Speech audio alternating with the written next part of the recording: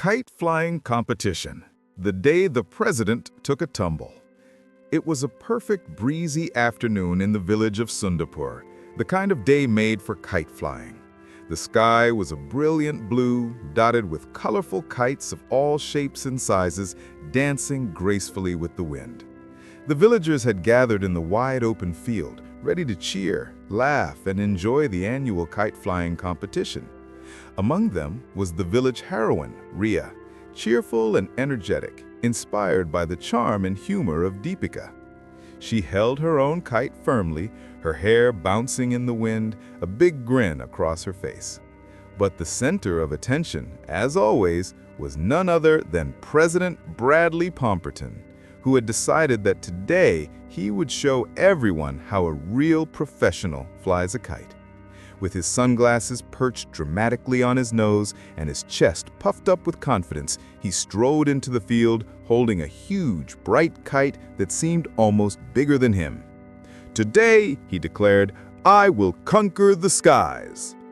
The villagers, used to his over-the-top antics, exchanged knowing smiles and suppressed chuckles. Ria giggled quietly, already predicting the chaos about to unfold. The moment the president tried to launch the kite, disaster struck. The kite swooped, flipped, and twisted in the air like a mischievous bird. The president ran across the field, flailing his arms, trying desperately to control it. His feet tangled in the grass, and he stumbled, almost colliding with a haystack. Ria rushed to help, laughing uncontrollably, her hands steadying the kite's tail as it danced in the wind. The president, determined not to lose face, continued to chase the kite, zigzagging across the field, ignoring the laughing villagers and curious goats following him around. Suddenly, the kite gave one final dramatic flip. The wind caught it perfectly, right as the president tripped over his own feet. With a spectacular somersault, he landed on the soft grass, kite tangled around his legs, sunglasses crooked, hair sticking up in every direction. The villagers erupted in laughter, clapping and pointing as the president lay sprawled, trying to untangle himself without much success. Ria, holding her kite steady, laughed so hard she almost fell over herself. Even the goats seemed to bleat in amusement. The president groaned dramatically, trying to salvage dignity, but each attempt only made the kite twist more, creating a hilarious knot of arms, legs, and colorful fabric.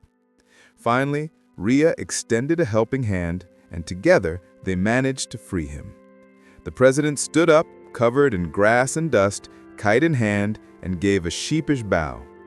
"Well," he said with a grin, "I guess the kite wanted to fly on its own terms." The villagers laughed even harder, giving him a standing ovation. By the end of the day, Ria had a perfect kite soaring high in the sky. The president learned a lesson about humility and wind, and the villagers had yet another story to laugh about for months. It was the day the kite flipped, the president tumbled, and everyone laughed together. A day of chaos, joy, and unforgettable fun.